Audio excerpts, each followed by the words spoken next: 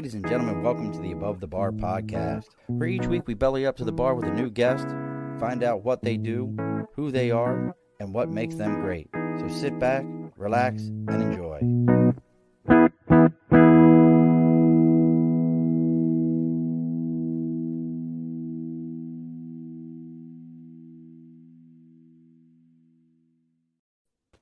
Alrighty, folks, welcome back to the Above the Bar podcast. It's your host, Sean. We're bellied up to the bar today with a serial, not killer. I hope you all saw my one post because I loved it. I found this amazing image, and it was a suit and tie Jason Voorhees, and I was like, how perfect for serial entrepreneur. But we have with us serial entrepreneur, podcast mogul, network owner. Like, there's all kinds of tags we can give Erik, but most of all, we're just going to call him Erik Cabral. Erik, welcome to the Above the Bar podcast. Thanks so much. Thank you, Sean. Oh, I love the applause. Thank you. It's the live audience at the bar. Yeah. How are you, sir? I am fantastic. How are you? Thanks for good. How are things in New Jersey? Good, man. Sun's setting. It's nighttime, and so hopefully the girls, as they get ready for bed, are not going to scream and yell and get on your show. Hey, look, my 5-year-old's upstairs right now watching a Disney movie called Under Wraps, something about a mummy. So I expect at any moment, and once he realizes I'm podcasting, he likes to like run on, and he can't hear it. I got my earpieces in, and he'll run up and be like, "Hi," and everybody's like, and then I'm taking the earpiece. But that's why it's the bar. It's a bar. You never know who's going to show up. You never know who's going to roll up on you while you're enjoying a drink. It could be your kids, could be an ex, who knows?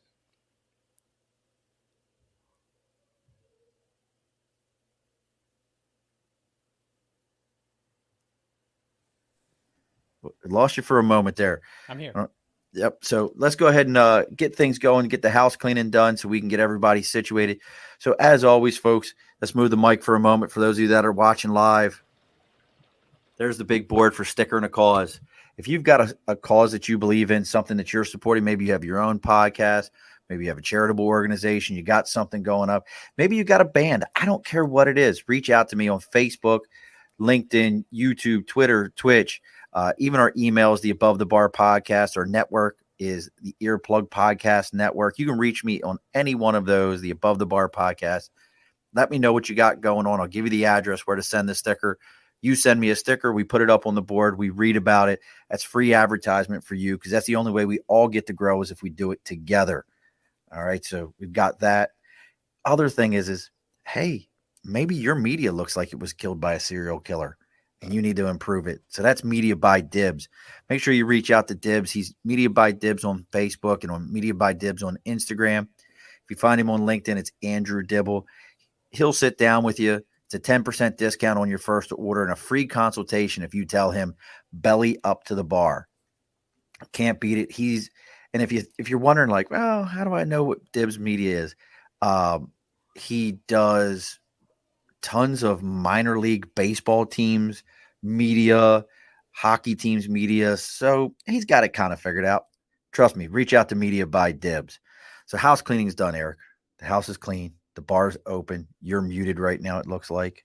I hear some background noise. It's okay. Look, that is perfect. Look, every bar is loud. We actually did we did an episode a couple of weeks ago from a bar, like in a bar. Nice. That was when I realized I had to get different mics. I had to get instead of regular podcasting mics, I had to pick up some lollipop mics because some directional, vocal mics. Yeah, because it was bad. Like people were like, I like the show. It just got kind of hard to hear sometimes. I'm like, it was a grand opening for a bar. Gotcha. The energy was there though. That's right. That's important. It was great. Cameras going. So, let's talk about. So, I mentioned earlier. So, you are a serial entrepreneur. Yeah, it's funny and I'll probably have to update that because when I hear it now, because I probably put that in there many, many years ago.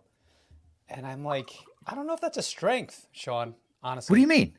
I feel like it's a distraction, right? It's the reason I was a serial entrepreneur is because I didn't know what I wanted to do. Like I left corporate America after over 20 years and I was like, I tried everything. Like I put a ton of irons in the fire and I was like, whatever works, works, and they were all working.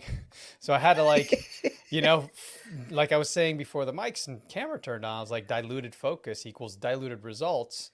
So I was building a lot of things at the same time, but not one of them was shining or taking off Okay.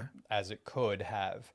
I mean, I learned a ton, but yeah, I wouldn't recommend being a serial entrepreneur, especially if you're the one doing everything. Because now I'm blessed enough to have business partners that do a lot of the work. So therefore, I can do more stuff. But yeah, I probably update that, Sean, at some point. So that's interesting. We've had other serial entrepreneurs on, and most of them wear that like a badge of honor that you are this is, I know we're going to get into the podcasting piece in a minute, but this is interesting to me because you're the first serial entrepreneur I've ever spoken to that had successful businesses. They've all had successes, who was like, yeah, it was great. I did it, but I wouldn't recommend it. And I do love your tagline, diluted equals diluted. I love the fact that diluted effort, diluted results. Or diluted focus, diluted results. I'm going to say diluted. That's amazing. But I really want to hear more about that. And folks, if you're joining us right now, please like, share this out to other all your yard sale sites that you belong to on Facebook and anywhere else, till you can get kicked off of them. That's the only way other people see this, and they need to hear Erik, because that's interesting to me. I've never heard a serial entrepreneur say, I wouldn't recommend it. Yeah, it was years and years in the making, Sean, because I was learning. I had a very limited mindset and experience, just towing the corporate line and doing it for decades, waiting to collect that gold watch. Maybe I'll get a set of Ginsu steak knives and cut through cans, and whatever it was I was waiting for never really came, or do I think it was going to come. And then I was like, man, I'm making all this money for all these Fortune 100 companies, and all I get is a thank you. Don't let the door smack you in the ass on the way out. Right.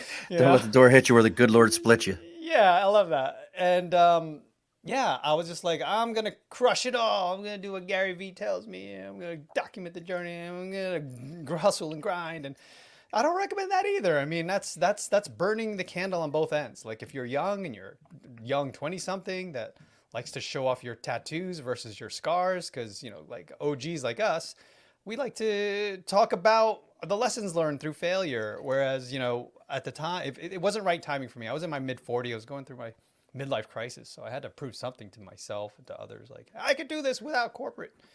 And yeah, man, it was tough, and finally we're gaining success. A lot of it was pounding the chest and look what we can do. And on the stage, it looked great, but backstage, it was a hot mess. People running into each other, falling downstairs, there's fires.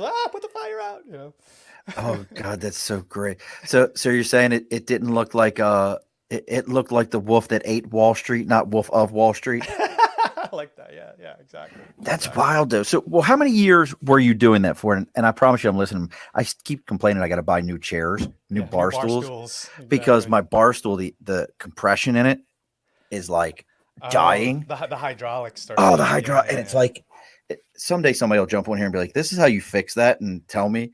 I'm too lazy to look it up. But how many years were you doing that portion of it? The serial entrepreneur piece.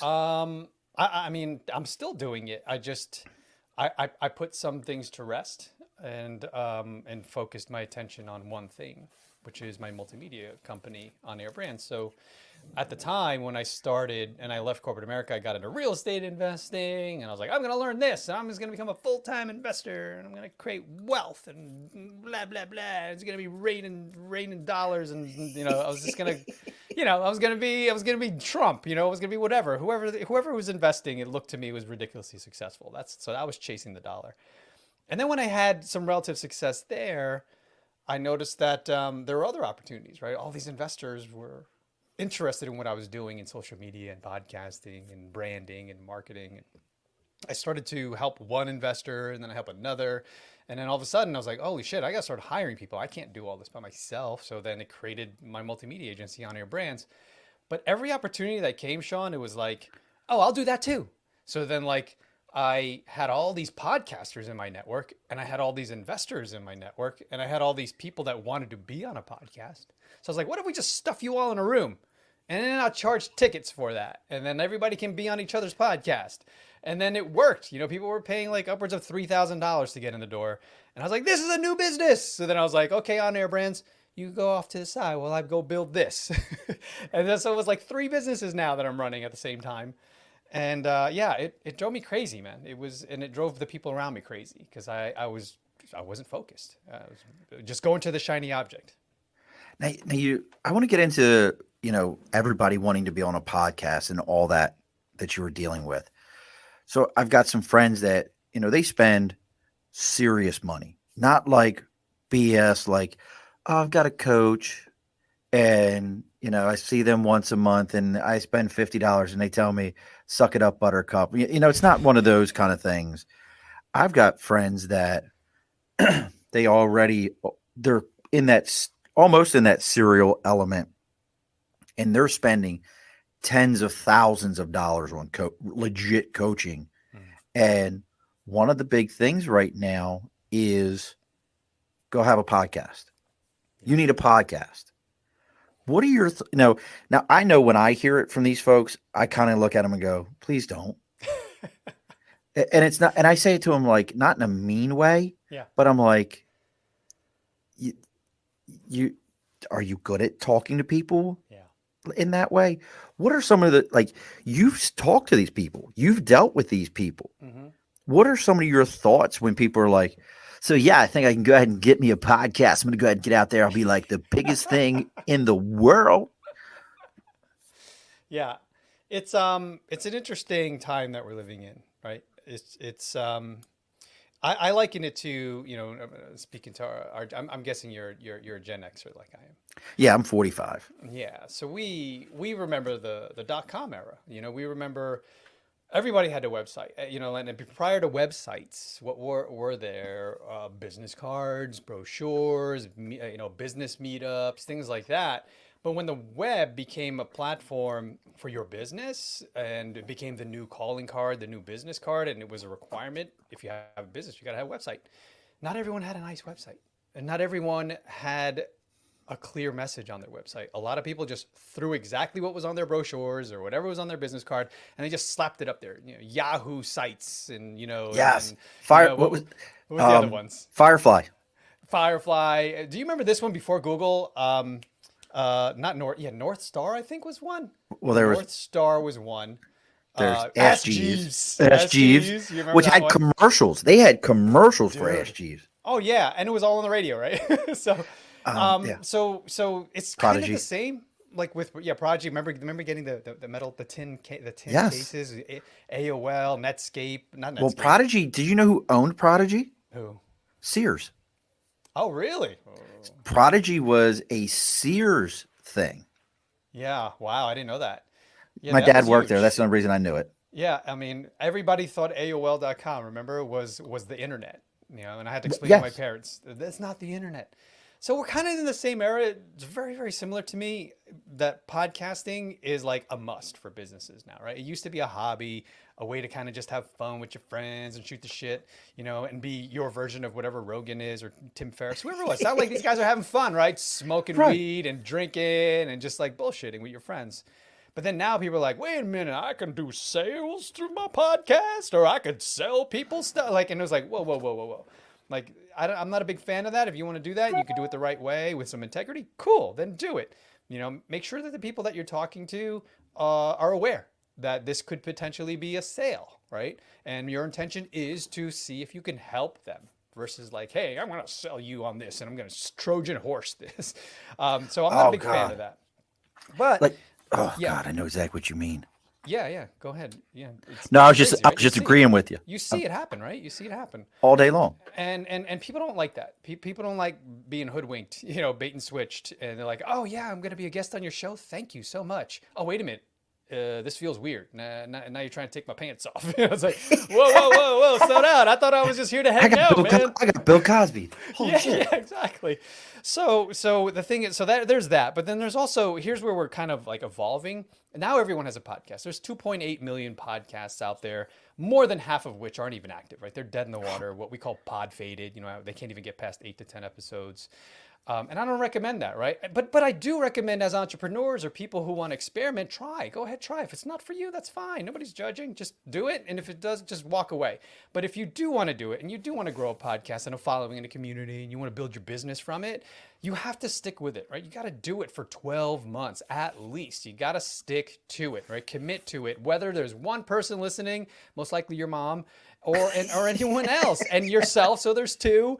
And the thing is, you got to stick to it. So the thing is also, here's the really, really, really important thing. If anyone gets anything from this, and I'm sure we're going to have way cooler stuff to talk about. But right now, if you've gotten this far, congratulations and thank you.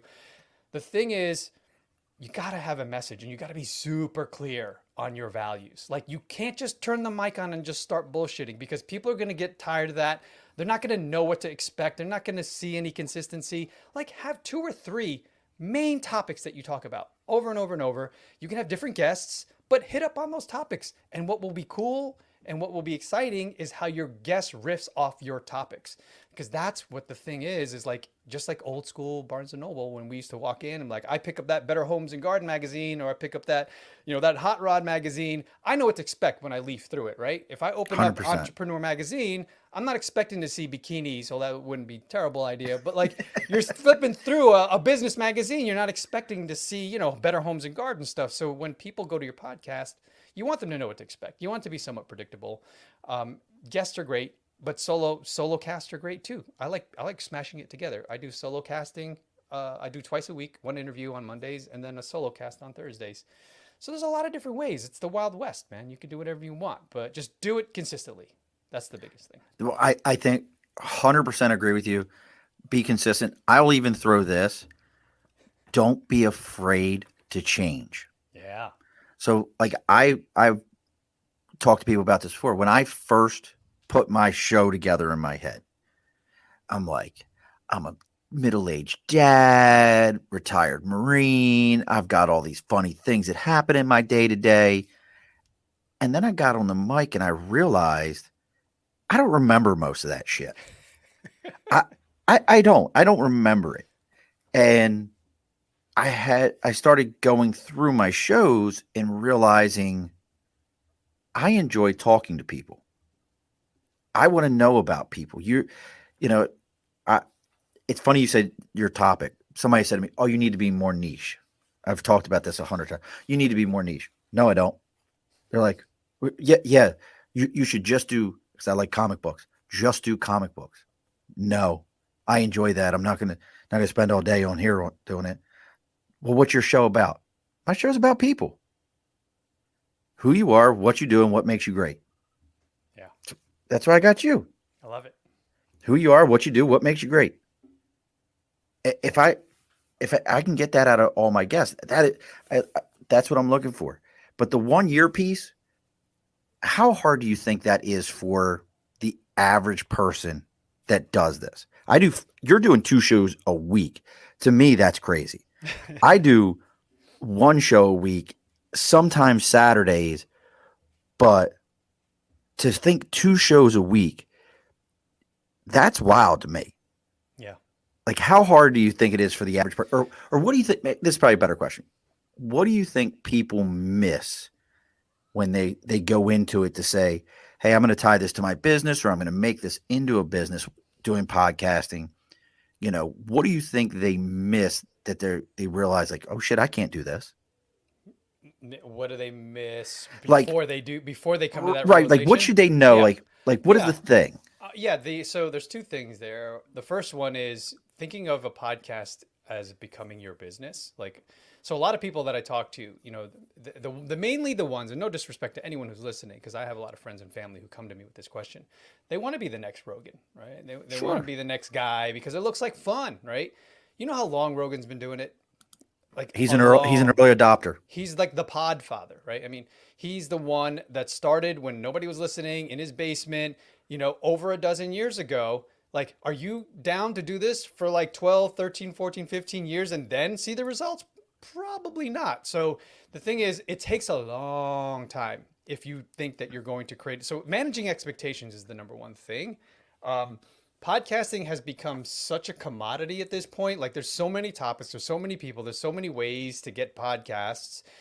How are you going to stand out, right? Well, manage your expectations and figure out, like, what are you passionate about? You got to make this a passion thing for you. Like, what are you willing to talk about for the next 3 to 5 years is what I always say. Like, if you don't think you could talk about UFOs for 3 to 5 years, then don't do it, right? If you don't think you could talk about, how to fix cars or whatever it is, then don't do it. But if it's something that is super passionate for you, then yeah, do it, man. Because you won't care how many people are listening. You truly won't. And then that's where the rubber meets the road. Because when you don't really truly care, you'll be yourself, right? You won't try to mold yourself to what you think people want to hear. I don't want to offend anybody. Like, screw that, man. So if you could be yourself and you could step into just putting your stuff out there, no matter what people think or say, then I applaud you, because that's the way you can find success for yourself, because you're doing it for yourself. You're not doing it for others. Well, it's funny you said the don't want to offend people thing. You won't offend unless you're offending people in your day to day. Like, you're just walking around, you're just an offensive person. You're probably not going to offend people in a podcast because you're not going to do offensive things. Yeah. Like you said, Joe Rogan. For me, I always thought about it like, I would love to be Howard Stern, but I'm not Howard Stern. Yeah. You know what I mean? At no point am I getting up on the mic and be like, and somebody's going to get excited about it. So I absolutely understand that. And it's funny you talked about topics, and I mentioned the niche thing. How do you feel like, should people with podcasts maybe this is a better question. Can you be too niche? I think so, but can you be too niche? I think so. If you asked me this question 4 or 5 years ago, I would say yes. Now things have changed to the point where the more niche you get, the better you can probably achieve some level of success that you would appreciate, right? So, for example, there's a guy that we're producing a show for, who is talking about mindset and like spirituality, right? So that's a big category. That's a very big category in the podcast industry. But he's also tying it into like wealth management and like investing and things like that. So like, if you can get micro niche, or even better, and it's like all of a sudden it's like, I'm doing all that, everything I just said, plus I'm only talking to women entrepreneurs. Like, the more niche you can get in this day and age, the more you can own a category, right? And the thing is, I forgot the statistic, but it's important. Your first, man, I wish I knew it by heart. I'm just gonna make up a number here. Okay, so it's like the first 90 days of your podcast are the most important. That's when you get the majority of your downloads, because then everything just goes whoosh down. So like, if you wanna launch with some relative success, so that you get as many listeners to commit, because they're going to fall off. There's going to be a lot of other podcasts. Right. But if you can really niche down, I do recommend that, actually, Sean. I do recommend that. And yeah, see, that's interesting to me. I guess for me, I worried about the niche. I worried about the too niche, but I always say I'm a human interest. Well, it's not for everyone, right? Because if you get too niche, so if you pick one, like what would be one topic that you could probably talk about over the next 3 years? I could talk about staffing, like, because that's what I do for a living, sales and staffing. I did 12 years of recruiting in the Marine Corps, and now doing it. I could sit down and talk about sales and sales techniques and staffing techniques all day long. Yeah. Well, it would be a good experiment. Like, what if you started a podcast? Live is a different beast. If you started a podcast that was like staffing, but then you coupled it with something else, like you talk about a lot of things. I've seen your show. You're like, how to be a blacksmith. I got that. Are UFOs real? You had DC Glenn on. Like hip hop 90. Like, so like, imagine you pick that. Like, staffing, but then like a twist of hip hop, like, and then Oh, it's like, that'd oh, be so great. Oh God, so, that'd be something like fun. that where you mashed some things together. Staffing in the hip hop industry. But yeah, you would blow up because like nobody else is doing that, and it's unique to you. Like whatever's unique to you, own it, right? And then all of a sudden you'll build a following because there are people like, oh, I needed this in my life. I didn't realize it, but I need it.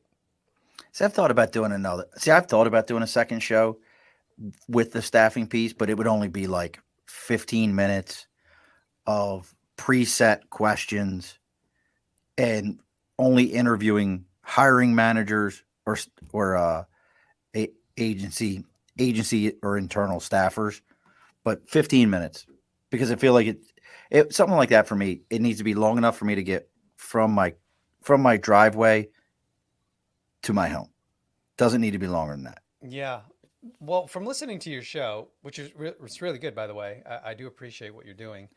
Um, the say you did that 15-minute shows, right? I love bite-sized chunks nowadays in the TikTok era. Like our attention span's getting smaller and Oh, it's so smaller and bad. smaller and smaller, right? Pretty soon we're gonna be like gnats flying around and like I can't pay attention to anything. And so then, so with that, you could create a show, but from your flavor and style, I recognize there's got to be an element of spontaneity, right? So like you could have those questions laid out, and you're going to get different answers from guests, so that will be somewhat, you know, spontaneous. But then maybe there's something you throw at the end, like, "What's the craziest thing you ate, man?" And then like you'll hear That's different Nathan does stories, that right? for me. Yeah, yeah. You throw that curveball question at the end, and it's not always the same every show. So it's like it's a roulette thing. I don't I have know. to think about it. I'm gonna Yeah, give us a legitimate thought. I really have thought about it yeah, because I look at my industry on a regular, and there's so much craziness in my industry. I had a guy today. This is a no shitter. Called him at 8:30 this morning. Hey, you're all set to start work at 10? Yup, I'm good. Asking me about boots and this, that, and the other. I'm like, yeah, you're good. Call me 30 minutes from going to work on the way to work in his car and go, hey, this other job that I was interested in finally just called me back and wants me to come down there in 45 minutes. Well, look, man, this is a job you have. Go to work for your first day. Call me afterwards. I get a call a couple hours later. He never showed. wow. Now, this is a guy, though, that harassed me for weeks Mm, to help him find a job. I finally found something that worked for him. But this was after he quit another job after a week. yeah, So in my book, you're dead. yeah, But I know people in my industry that will keep his information and will find himself. Things happen. yeah. No, no, they don't. Yeah. I mean, in most businesses, especially in my business, like reputation's everything, man. Like it just goes around, right? It's a small world, and eventually it comes back to bite you in the ass. Some people, that's not a value. It's not a core value of theirs. They're just out for self and they're out for short term and they don't think long term. But yeah, it's unfortunate, man. Some industries like that, especially a buddy of mine. I was just at his restaurant, and he was telling me how, like, he's running around like crazy. He owns the business, but he doesn't typically, wait tables and do all this stuff. And he's like, dude, it's crazy. He's like, I had 3 people quit on me today. People just aren't showing up. They're not even putting 2 weeks in. They're just like taking another job. And he's like, it's crazy. How do I keep people? How do I keep my place open? Well, So that's the. You've heard the Great Resignation. yeah, So now they got another great. It's the what did I see it the other day? The Great Reapplication or something like that. And like, what did I tell you? What was going to happen somewhere throughout the show? oh What? yeah, What? little one, I was little giving one, you a high five. Giving me high fives. Thank you. nice. But so we're seeing that now, where people are leaving took a job, left an industry. Now they're like, I'll go to another one. And it's so cyclic. But what I have seen, and you could tell your buddy this, and this might be something for him.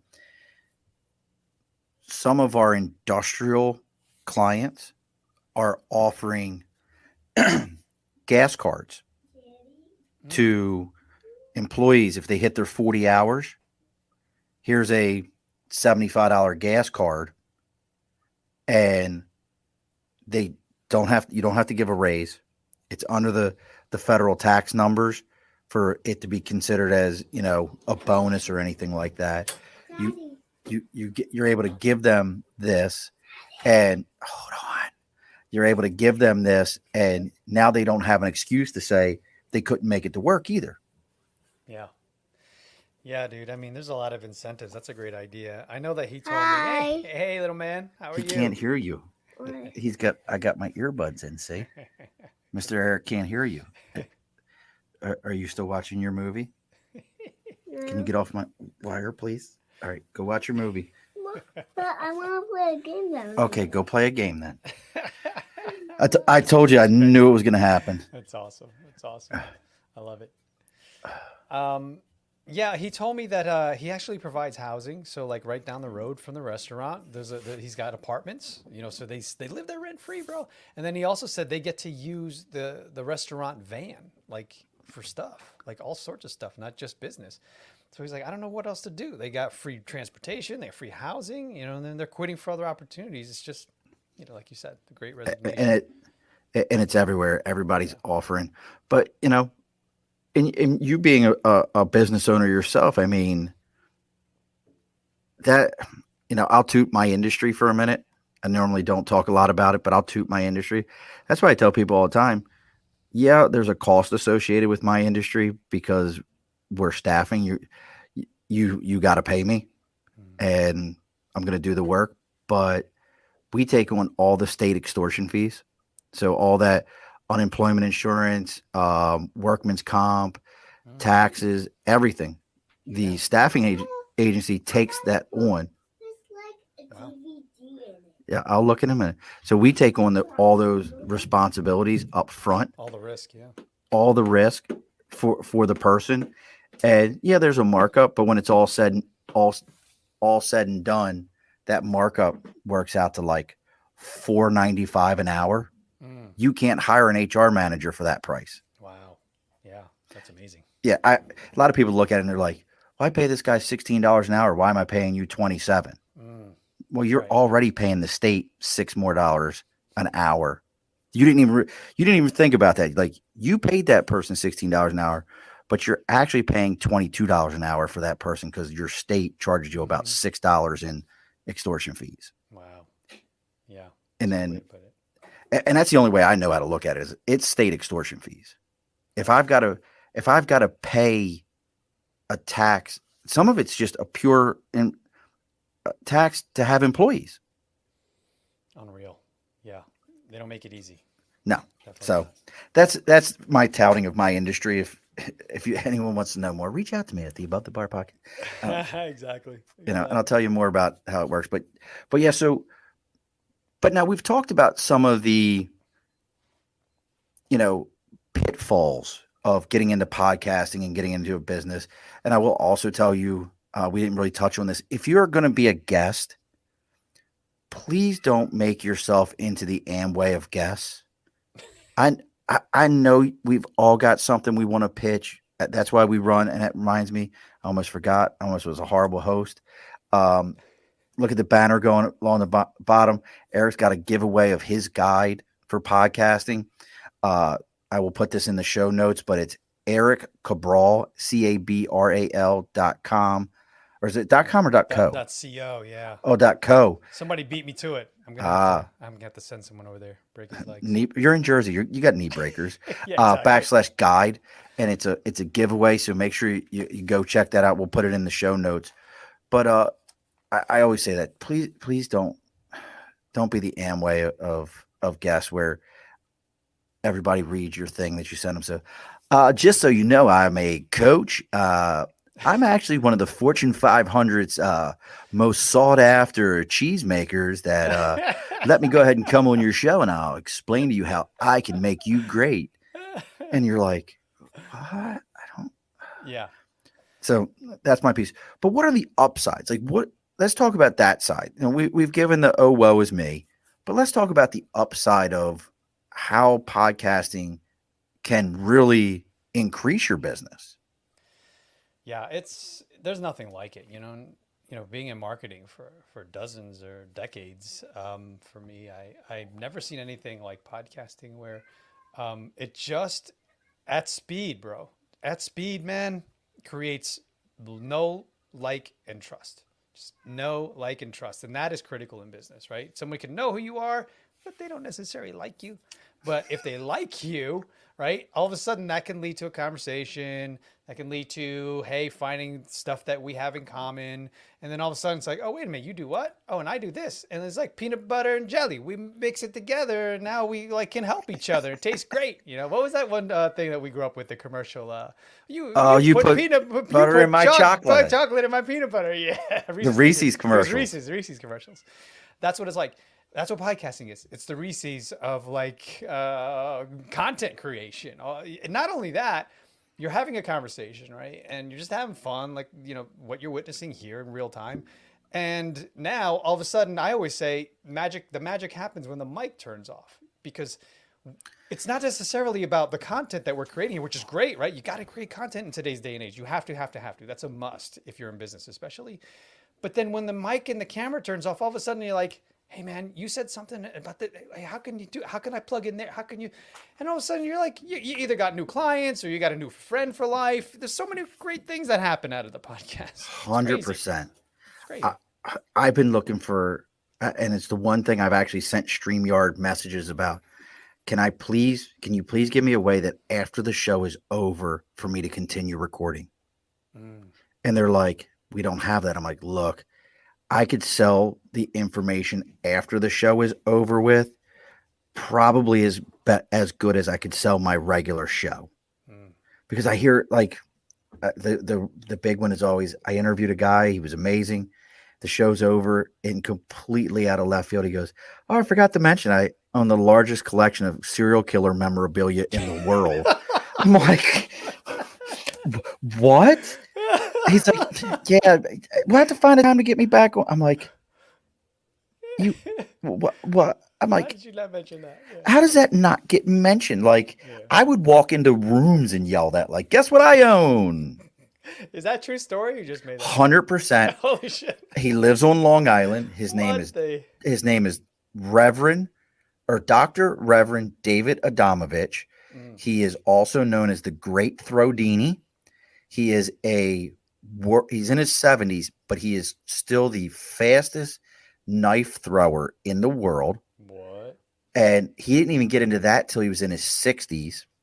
And after the show was over with, he just drops this bomb on me. And I'm like, and this is my early days when I was using Skype to record on.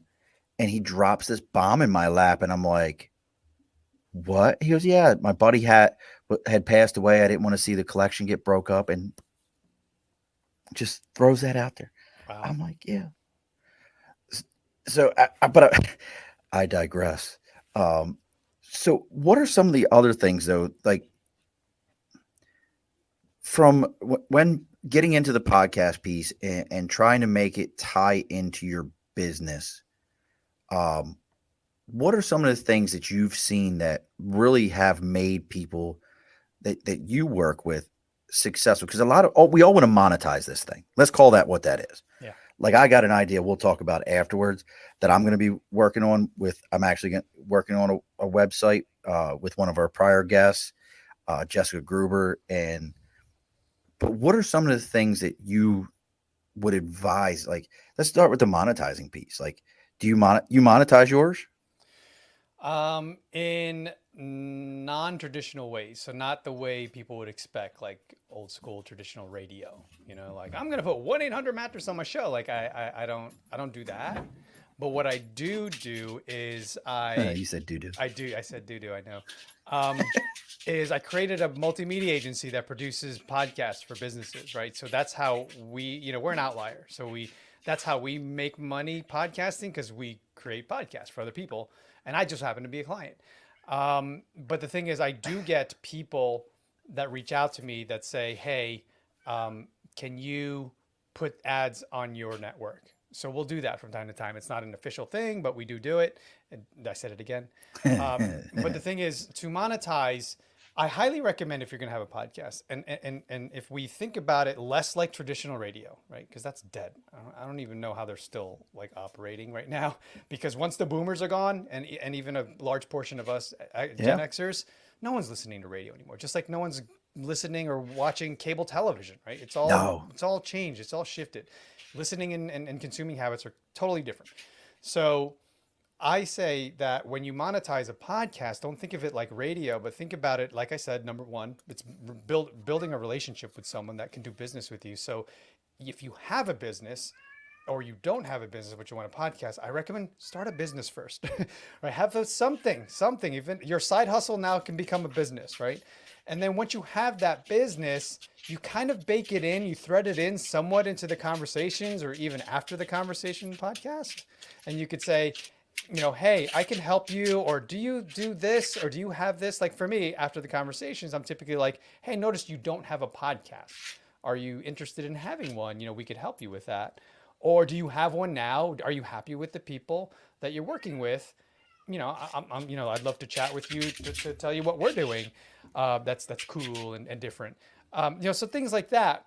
So here's the thing though, that I want to share with the audience that was helpful to me when I heard it somewhat recently, that there's 3 things when you're having a conversation with someone, whether they want to hire you or not. And even if this is subconscious, right? There's 3 C's, and say like you and I are talking and Sean, you're considering hiring us to take over your podcast. Number 1, you're going to think of my character. Like, he seems like a cool dude. He seems like he's trustworthy. Maybe I'll do the Googles and I'll see if other people like him and trust him.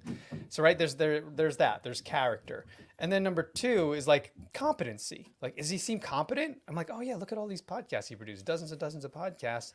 He seems pretty confident. His team, at least. Maybe not him, but maybe his team. Super competent. And then number 3 is like your connections. Because a lot of people, dude, honestly, they hire us because they see that I have this crazy network in the real estate space. And they're like, man, he knows everybody in real estate investing. I want to be in his ecosystem because he might introduce me to this and this and this and this. So there's the 3 C's that if you can embody those things, not by trying, but just that's you're those 3 things, then people will probably give you money. And your podcast is the door to the party. I have to pause you for a second, Eric. Yeah. Not because of that. I've told you that it's a lunacy place here sometimes, this bar. I don't know if you can hear the cat right now. I hear a cat in the background. But I'm sitting here, can't figure out where my cat is. The 5-year-old, when he went in the bathroom, locked the cat door. And closed the door. So give me a moment, dude, I'll please. Run the show. Yeah, You'll take over the show for a moment. Take over for a moment. I'll tell people what that thing going on underneath here, that little URL, is a podcast do's and don'ts. So, over the course of my experience in the years, I've collected. No, you locked the kitty cat in the bathroom while Daddy's doing his show, and I could hear the kitty cat in the background. I'm just telling people what they get when they download. Let Mr. Erik run this. It's a he can't hear me. It's a podcast do's and don'ts. It's really good. I love it. And I appreciate Nathan, you participating and jumping in, man. This is awesome. Is Nathan a good friend of yours? Yes, Nathan is one of my very good friends. He's a horrible fantasy football player. His first pick is always a kicker. I don't understand why.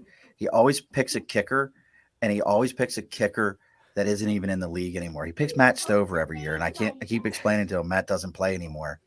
But no, him and I actually normally go head to head on everything. Now there's an example. Like, he actually is very good at look, you see this full of shit. He's actually very good at booking guests. That's one of his things, is he helps out a lot of people. He's helped me out with some folks. That's awesome. He's a good booker for podcasts. And that's something him and I've talked about, where he actually wants to make that into a full-time business of just going out and booking guests for people on podcasts, making those connections. He started a Facebook page we're big Ravens fans. We're all originally from Baltimore. And he started a Facebook page that not only doesn't have thousands of followers, it's one of the few pages that the actual Ravens players will follow along with. Most of those pages, they get invited to them and they kind of blow them off. Like, yeah, I don't care about that. They actually follow his page and make connections with him and everything. So Nathan's a good dude. He's a horrible fantasy football player, but he's good at that other space. Horrible at it. He loses every year to me. Someday it'll come. Yeah, it'll be someday, just not Sunday. But you bring up I like that, the three C's. Now, if somebody does reach out to you, so if somebody's listening to this right now and they're saying to themselves, you know what, I got a podcast in me. I can go Sean's route, which is stumble through it, figure it out. I have my own podfather, Herb. He runs our network. He's been doing it about 12 years also. He's had some good success. He's recovering from some medical stuff, but reaching out to the on air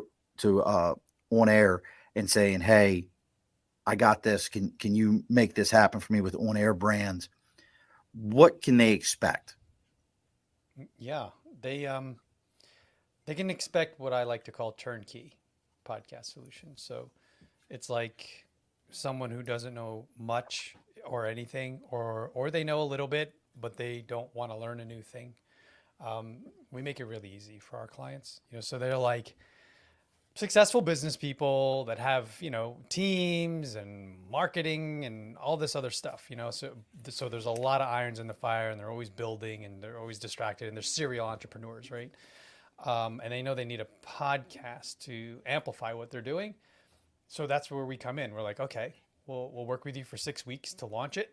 We'll conceptualize, we'll strategize, and we figure out everything that you need. Like, a lot of them come with ideas already baked, and we're like, cool, man, and we'll just help you bake more of it, and then we'll serve the cookies. Other people like come and they're like, they don't have a clue. They're like, I don't know what ingredients I need. I don't even know what a kitchen is. I don't know what a spatula is. And we're like, okay, here, you don't need to know all the tools, but let's at least get an idea down so that we can make that happen for you. So that typically takes 6 to 8 weeks. And then it's just monthly production from there, like weekly. We recommend all of our clients, most of them have 1 episode a week, some of them 2. And now we're doing video. We're doing YouTube video. I did like this when we were doing the live stream, because then boom, it's video right off the bat. Right. And then, dude, here's the magic. Here's the crazy secret sauce is we do up to 9, sometimes 10 social media promotional pieces for every single episode. So you're talking like 40 or 50 like content pieces on Facebook, LinkedIn, everywhere. And we do that. We do the writing, we do the titles, we do all that stuff. So people are like, I love this. It's just. Well, that's the toughest part right there. That's you. That is. It's all systems. So like I do my own. Yeah. And it's tough. Like, it's tough, man. It's tough. That's why people pod fade, because systems, processes, teams, people aren't ready to commit to that. And I committed to it. And then I built a company out of it. I'm not saying that everyone needs to do that, but you need people, right? To stay consistent, hold you accountable. That's what we do, pretty much. Now, what about the other side? It's the person who maybe they're me. You're 130 episodes into it. You've got a process. You've got what you're going on. Are they calling you?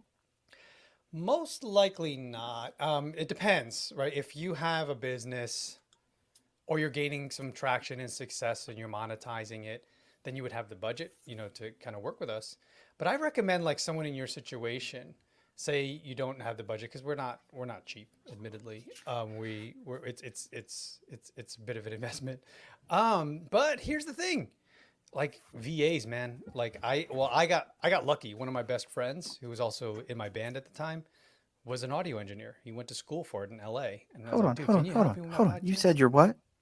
Was in your what? He was in my band, yeah. What kind of band? Oh, you can't skip over that. It was a rock band.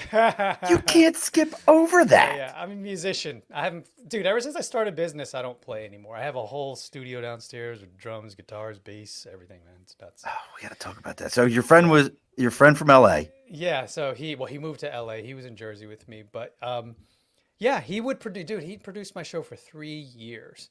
And I was like, hey, can you produce another friend show and then another friend show? And then that's what helped me start the company. But then eventually I did hire a VA and she managed all the shows, like everything you're talking about, just scheduling it, finding guests, emailing, all the administrative stuff.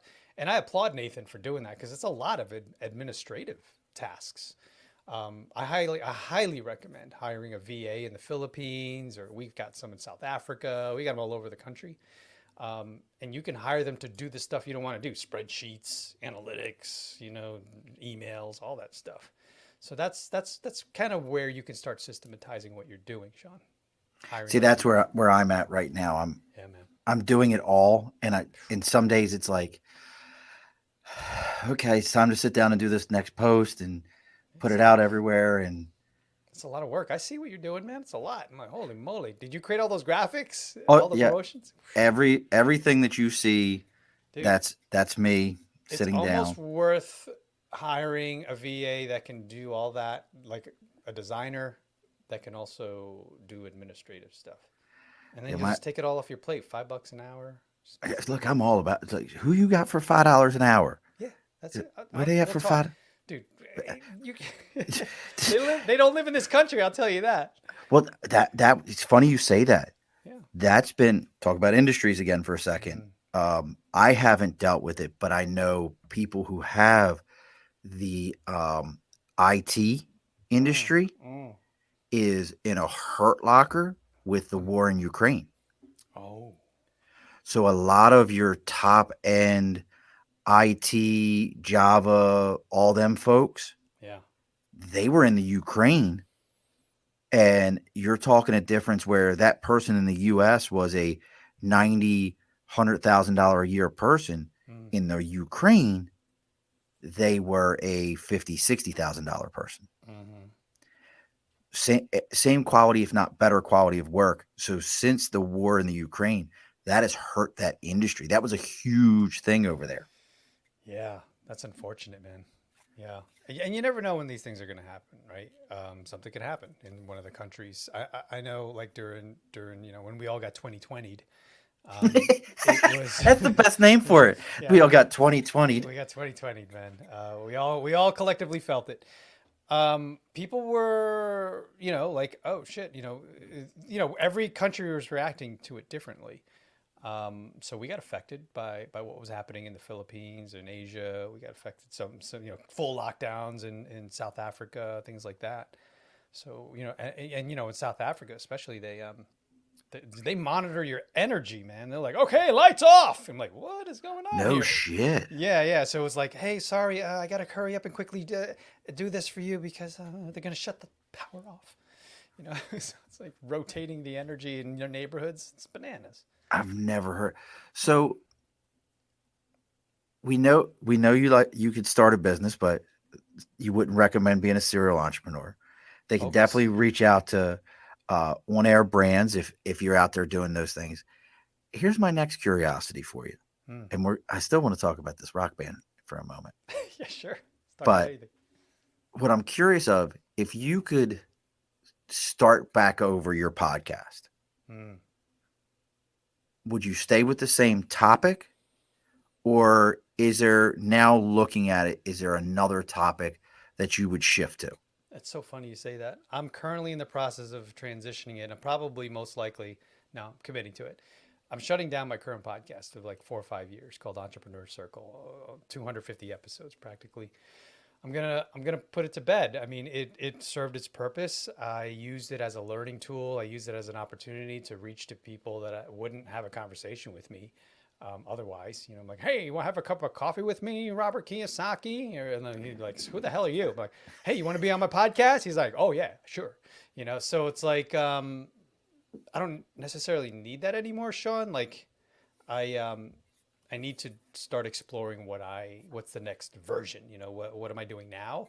And it's less learning. I'm always learning, but it's less that and more shifting into that niche that we were talking about earlier, because I love personal branding and talking about that. Now that it's been 4 or 5 years, me developing a personal brand, which I highly recommend everyone out there, creating your personal brand is critical. You have to have one nowadays. And that's what I like to talk about. That's the new thing that I talk about 3 to 5 years. I can easily get up every morning and be like, I can't wait to talk about that shit. So I'm writing a book called Be Your Brand. And I'm going to have to start a podcast with the same name because it's just marketing, right? Everything has to coincide and align and complement each other. So I'm launching several things all around that whole community and building a new community called Be Your Brand. So thanks for asking, because yeah, I'm, I'm, I'm putting it, I'm evolving. I'm changing it to something else.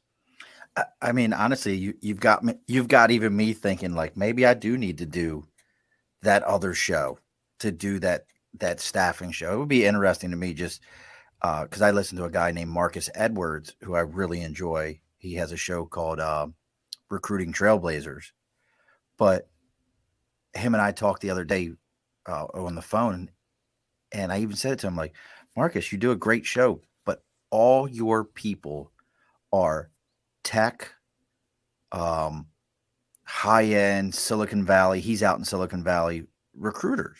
Mm-hmm. When are you going to talk to an industrial recruiter that's got to sell a person on $16 an hour to go move boxes all day long? Mm-hmm. You know, when are we going to talk about that?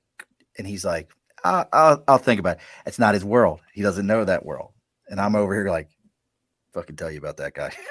Yeah, dude, I would recommend that you use this vehicle, this platform to test drive it. Right. So you were saying, oh, I can't do 2 episodes a week, but maybe you try it for a month. And that second episode is this show that you're talking about. I'd have to come up with a good name for it though. Would you use the same name? No, I would call it something new, or at least this version. So like, let's take Rogan, right? He's a great example. If you look at his feed, it's the Rogan podcast, JRE. He's got the JRE experience, but then he's got some MMA shit in there. Like we know he loves MMA, and Right. he's got like MMA, and it's a different number episode from the JRE thing. I never So- noticed that. So you could easily say episode 001, the staffing guru, whatever it is the new episode. And then that branches off to like, oh shit, that one's great. I love that. I'm gonna put this one to bed. And then we'll go do that one. But you could use this. You're already doing this. Yeah, this I'm comfortable with. This is actually, I have to send out 2 emails tonight, but this is actually booked through the first half of November. Mm. Like I have a guest every week Yeah. till Wow. the first 2 weeks in November. Holy moly. Well, that's the good. tough part is Yeah. people, once it got moving and people hear it and they go, oh, I really like this. They're like, I want to come on. For me, because I know who I won't talk to. Mm-hmm. And I kind of hinted at that already, who I avoid. Mm-hmm. When you send me a message and let me tell you about how great I am. Okay. Yeah. You and I won't ever talk. But the guy who sent me a message, it was like, dude, you like funny stories? I've a dating disaster. Let me tell you all these horrible dating stories I've got. You're coming on. Me and you are going to talk. Yeah.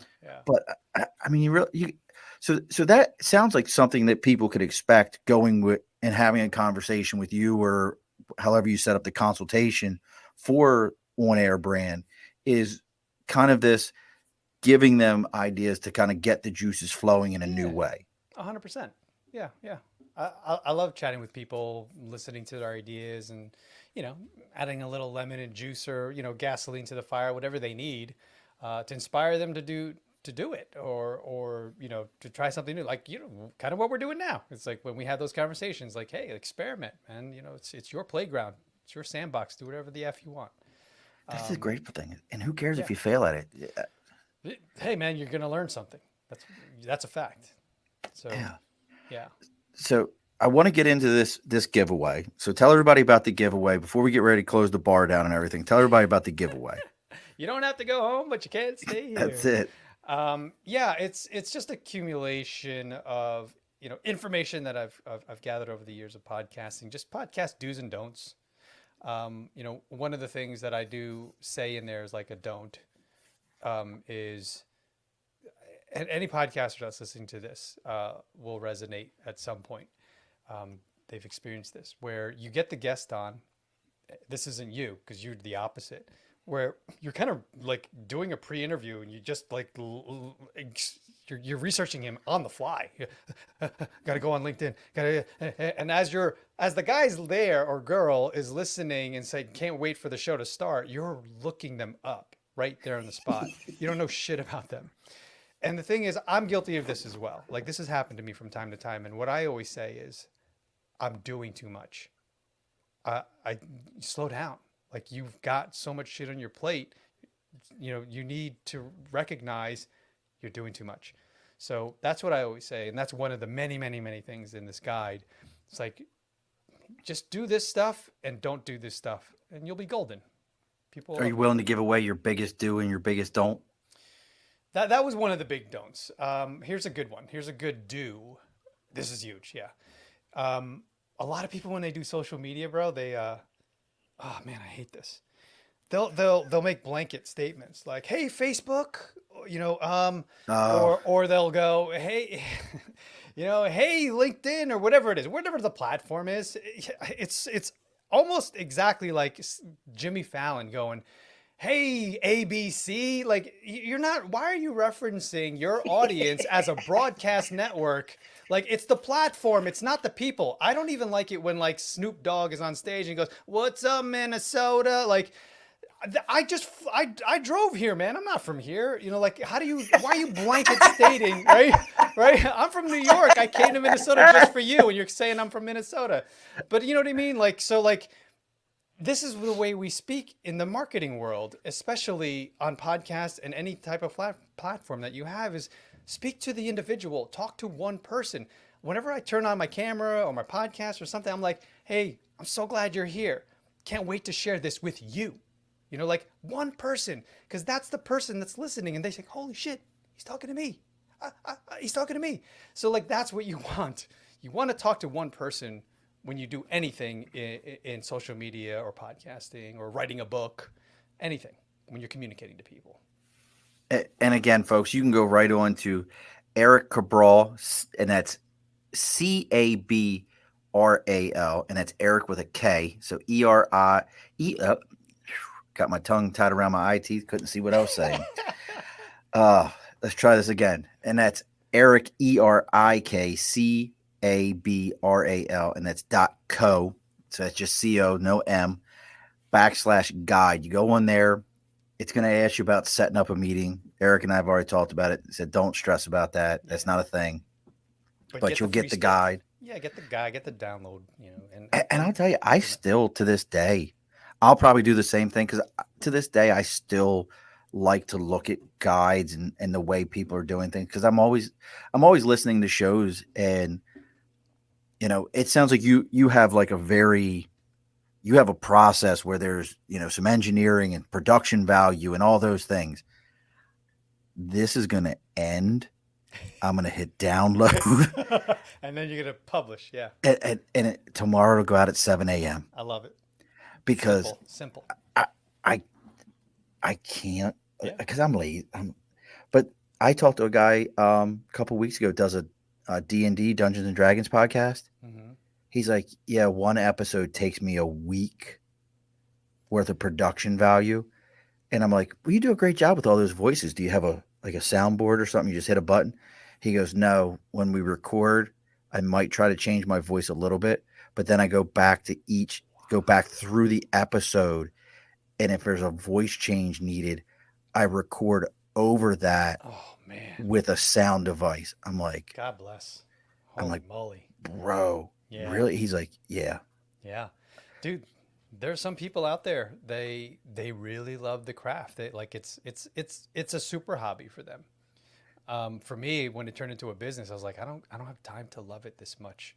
See, I have a lot of kids. I got a lot of kids, and they all need love, right? So some people are going to suffer.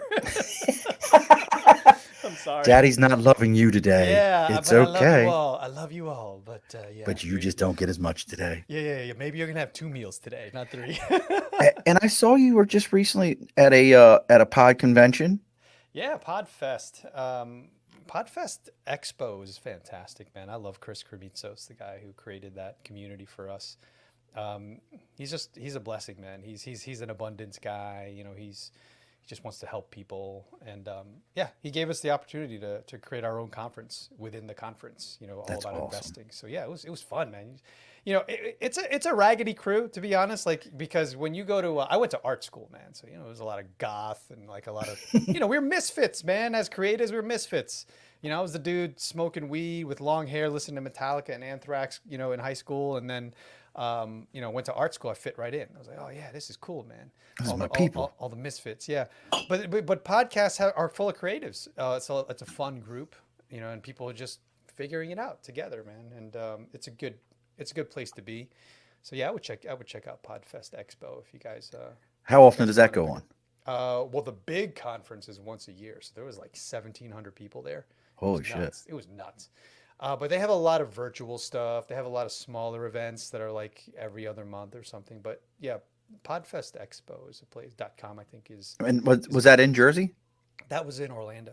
Orlando. Yeah. I want to do it. I think I need to do it at this point. You should definitely check it out next year. They have, I mean, it's on their website. They can go check out what the other events are. But the big ones happen once a year. It's probably most likely October next year. But yeah, it's a lot of fun, man. Just meeting other podcasters, see what they're doing. People that feel what you feel. Yeah. I'm all about that. So, but we're gonna get ready. It's that time. We got to close the bar. Yeah, man. Gonna turn the lights down. Play that song. It's closing time. That everybody thinks is about closing a bar. That's one of those weird pieces of information. Everybody thinks the song "It's Closing Time" It's such a sad song, man. It has nothing to do with the bar being closed. What is it about? Oh, it's about a girl getting pregnant. Oh, wow. If you listen to the lyrics afterwards and then think about it, it's closing time. We're close the doors. It's time. You got to go home, but you can't stay here. Mm-hmm. It's about a girl who gets pregnant, and somebody said it was an abortion, but that was. I always told him. I said, I think you're talking about "Brick" by Ben Folds, but yeah, it's like actually when you listen to it and you realize like what he was really talking about, you're like, oh my god, this song's like super depressing. Like, yeah, it is. Great song though, man. Great song. Well, look, we had the best music. Oh, 100%, dude. I loved the 70s, 80s, and the 90s. I didn't have an appreciation for the 80s until I got older, like in the 2000s. I was like, it was always a joke to me, all that, Culture Club, and I secretly liked Michael Jackson, but it wasn't cool to like pop in the 80s. Yeah, but we had a different kind of pop music in the 80s. Like we had like, if you ever can find the video, or if I find it, I'll send it to you. Vanilla Ice talking about music in the 90s. Mm-hmm. If you ever can find that video, he breaks it down perfectly. He basically says music today sucks because it's instantaneous. It's just handed to you. You don't know it. Whereas he goes even down to the styles. They're just thrown in your face. Mm-hmm. Whereas from the 90s and before, we discovered the music. Yeah. We were you saw the styles. You had to look for it. You had to go to the Wiz. You had to go to right. You had to go somewhere and find the cassettes. It was a Record and Tape Trader in Baltimore was like the big one. Dude, do you remember listening booth in the malls? Like literally called listening booth. Yes. There were like glass booths where you put the record on the record player, put headphones on, and you would have to put the record on to hear the music. It was nuts, man. Or those turned into the CD things where it would have like 10 different CDs that just came out, and you could listen to like snippets from them. Yeah. At Sam Goody. Right. Sam Goody. Yeah, dude. Yeah, absolutely. Yeah, those days are gone, man. Yeah, that totally like you'll never like nowadays. We've had a lot of musicians on, and I didn't realize that for when you buy one album, just buy the album for an artist. You buying one album, it takes them something like 1,000 downloads of their song to equal that payment. Wait, say that again. They would have to have a song downloaded 1,000 times. Yeah. To equal the monetary amount of you going out and buying one of their CDs. One CDs or one song? One CD. That was like $12.99. Right. So, but the money they get from that one CD purchase, it takes 1,000 downloads for them to get to that value. And people don't buy albums anymore. They're buying one song. So I don't even do that. Yeah. I have Apple Music. Yeah, me too. So I pay $10 a month and I have all the music I ever want. Yeah, it's nuts, man. Yeah, it's a totally different industry now. You got to be a YouTuber. You know, you gotta have like a massive following to gain anything. Like, you know, whatever these successful artists are now, they had a following. You know, they were a Disney star, or they were on TV, or they were in a movie, and then they bring them over. You know, and then they go, "Hey, I'm a musician now." You know, but like starting from scratch, man, those days seem to be gone. Like It's just not there. It's not the same market. But the other side to it is I know some young ladies that have phenomenal voices. Their careers are starting to pick up. They're doing it on Twitch. Yeah, I get it. Which I think this is streaming on Twitch right now. Yeah. And I think that's the next piece to it all is Twitch. Yeah. Twitch, you know, TikTok, all these new platforms. All of them. So, well, again, folks, go check out On Air Brands. Go check out Erik if you've got a podcast that you're thinking about putting together. But look, he ain't here. Oh, Derek just showed up. What's up, Derek? Hey. How you been, brother? But make sure you're reaching out to Erik. On Air Brands. Look, and he said it himself. He's not trying to be arrogant about it, but he's not bringing you the discount bargain basement Earl Shives of that we're definitely talking East Coast now. Earl Shives of setting up a podcast. If you're legit, if you're really looking at it, this is what he's going to bring to you. The Twitch wasn't working at all. I have to take a look at that. Thanks, Derek. So make sure you reach out to him. Again, he has his podcast, Entrepreneur Circle, 250 episodes. Go listen to all of them. Every single one, over and over. Just throwing above the bar. He's got 250. I got 130. So you kind of like every second episode of his, throw one of mine in. It'd be good. It's like a full kind of thing. Yeah. Yeah, there's an example. Ghostastic. They're a phenomenal paranormal ghost band we interviewed. Oh, wow. Make sure you're reaching out. And then make sure you go on to ericcabral.co/guide and get your guide to the do's and don'ts of podcasting. Yeah. Take the time to go do those things. As we always say, support our guests. You know what, Derek, you're absolutely right. It does help if you're connected to Wi-Fi. Now he's on Twitch. It's that damn Wi-Fi gets you every time. And if you're enjoying this, as I always will tell you, like, share, subscribe, YouTube, Facebook, Twitter, Twitch. If you have a sticker and a cause, make sure you send it to me. Let me know what's going on. If your neighbor isn't listening to this show or your friends aren't, make sure you take their phones from them. You go onto their podcast app and you forcefully subscribe them to it. They will appreciate you for that. That's great. They might at first wonder what's going on. Push them down, take their phone, and make it happen. I'll send you a sticker if you do that shit. Just make sure you make a TikTok for me. That's awesome. So as we do in every single show there, Erik, the guest always gets the last word. So what's and look, don't log off afterwards. I got to talk to you for a minute. Yeah, so absolutely. What's the last word you got for everybody? Man, there's pressure there, but I would say, step into whatever it is you're hesitating to do. Like, just walk through it, because on the other side, you're going to learn something. You're going to realize, oh shit, I figured something out. Maybe I walked through some fire. I got a little burned, but I came out fantastic on the other end, and I'm ready to do something bigger or better. That's what I would say, man. Limiting beliefs, man, crush those and know that you can pretty much accomplish anything you put your mind to. Alrighty, folks, be sure to push your stool in. This has been an Earplug Podcast presentation, found on earplugpodcast.com, iTunes, SoundCloud, and wherever your favorite podcasts are found.